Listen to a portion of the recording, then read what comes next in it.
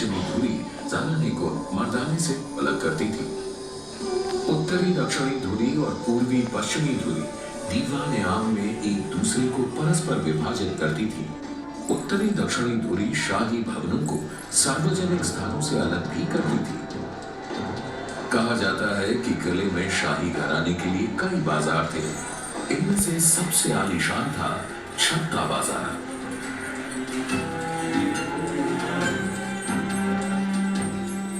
छत्ता बाजार से बाहर निकलते ही आंगन के परे किले का शासकीय प्रवेश द्वार यानी कि नौबत खाना था।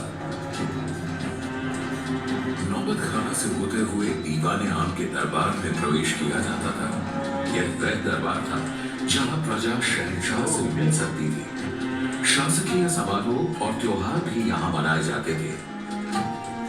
दीवाने आम से आगे किले के सभी हिस्सों में शाही परिवार के अलावा किसी का भी प्रवेश वर्ज्य था। बाग, प्रशासनिक भवन, निवास और मनोरंजन के कक्ष, इन सब में शाही घराने के ही लोग जा सकते थे। दीवाने आम के ठीक पीछे रंग महल था। यहाँ शहंशाह और शाही परिवार नृत्य और संगीत की महफिलों का आनंद लेते थे।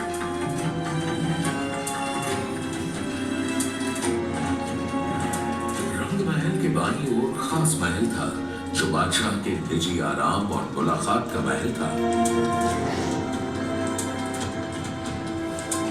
इसके आगे दीवाने खास था। यहाँ शहंशाह अपने मंत्रियों से दरबार के मामलों पर परामर्श किया करते थे। और यही था हिंदुस्तान का प्रसिद्ध सिंहासन तख्त-ए-ताऊस।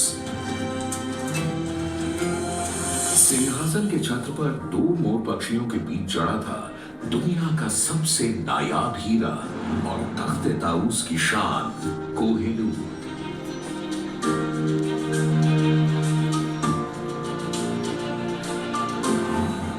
बादशाह के निवास के बगल में खूबसूरत हमाम था जो खास शाही परिवार के आदमियों के लिए था।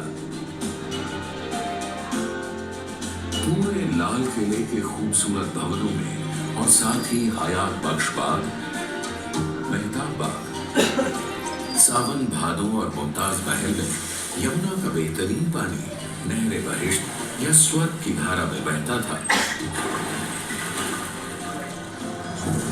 200 वर्षों तक लाल किले ने कई आक्रमणों का सामना किया और मुगलिया सल्तनत और पूरे हिंदुस्तान का दिल बनकर मजबूत खड़ा रहा। लेकिन 1857 में अंग्रेजों ने आजादी की पहली लड़ाई के जवाब में किले पर धावा बोल दिया। किले की लगभग 80% इमारतों को नष्ट कर दिया गया और उनकी जगह ले ली अंग्रेजों की बैरकों ने।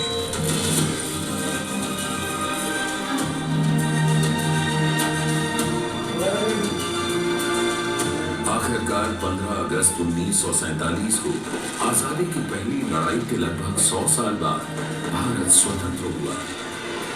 इस ऐतिहासिक अवसर पर लाल किले की प्राचीर से देश के प्रधानमंत्री ने पहली बार भारतीय तिरंगा फहराया।